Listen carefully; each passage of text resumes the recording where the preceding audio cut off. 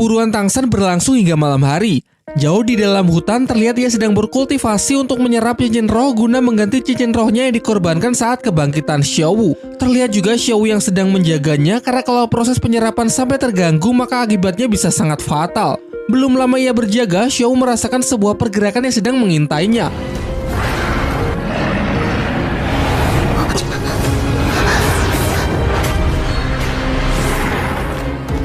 Sekumpulan siluman roh iblis berusia puluhan ribu tahun muncul dan langsung menyerangnya. Ternyata memang tempat ini adalah sarang dari siluman rubah iblis. Melihat Tangsan yang masih berkonsentrasi, Xiaowu memintanya agar tidak perlu risau karena ia pasti akan melindunginya sekuat tenaga.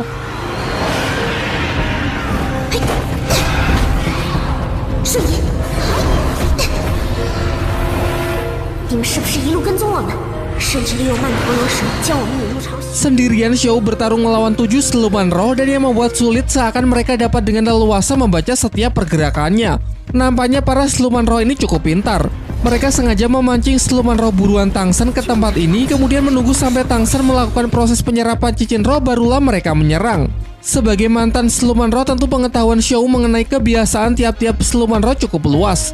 Dan sejauh yang ia tahu, siluman roh jenis rubah iblis harusnya selalu hidup menyendiri. Namun anehnya bagaimana bisa kini mereka malah menyerang secara berkelompok, terlebih lagi cara mereka menyerang terlihat begitu kompak. Jadi kalau tidak salah tebak, siluman roh ini merupakan evolusi dari rubah iblis biasa menjadi rubah iblis bermata 3 yang memiliki skill untuk membagi tubuh menjadi 7 bagian. Untung saja pengetahuan Xiaowu yang luas juga termasuk pengetahuan mengenai kelemahan dari skill tersebut, sehingga dengan skill pesonanya ia berhasil melumpuhkan mereka semua.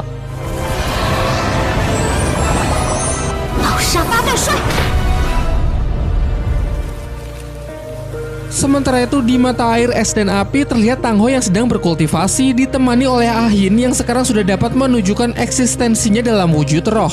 Tidak lama setelah itu Tangsan bersama Xiaowu akhirnya telah kembali. Tangsan menjelaskan bahwa perburuan cincin rohnya selama 3 hari ini berencar tidak cuma memenuhi ke-9 cincin roh Kaisar Rumput Biru Perak, namun ia juga telah berhasil mengisi palu Haotian dengan 2 cincin roh puluhan ribu tahun. Selain itu, Xiaowu juga telah berhasil menyerap tulang roh kepala yang didapat dari siluman roh jenis rubah iblis bermata 3 puluhan ribu tahun, dan kini kekuatan rohnya telah meningkat hingga level 76.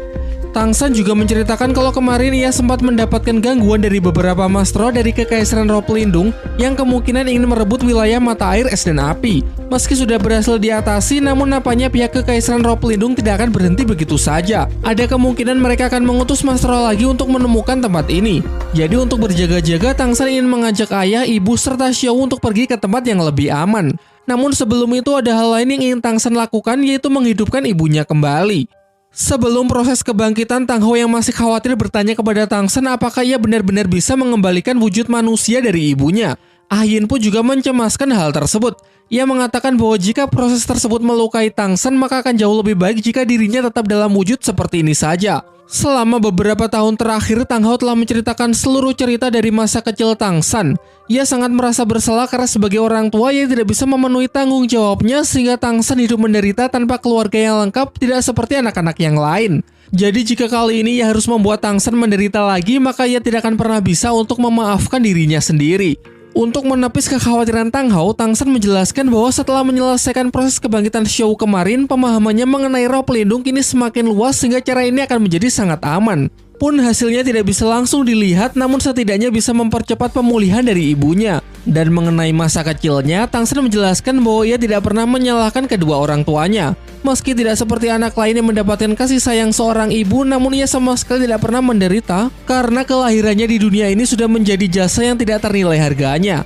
Setelah mendengar penjelasan dari Tangsan, proses penghidupan Ah Yin pun segera dimulai. Dengan bantuan dari kekuatan cahaya Dewa Laut, Tangsan mengambil kekuatan samudra, mengalirkan kekuatan alam dari mata air es dan api yang dikombinasikan dengan medan Kaisar Rumput Biru Perak. Ia pun meminta kepada Ah Yin agar cukup membuka diri dan menerima serta menyatukan seluruh kekuatan yang ia salurkan ke dalam jiwanya. Terasa aura kehidupan mulai mengalir deras ke dalam diri Ah Yin yang menandakan kalau proses ini dapat berjalan dengan sangat lancar.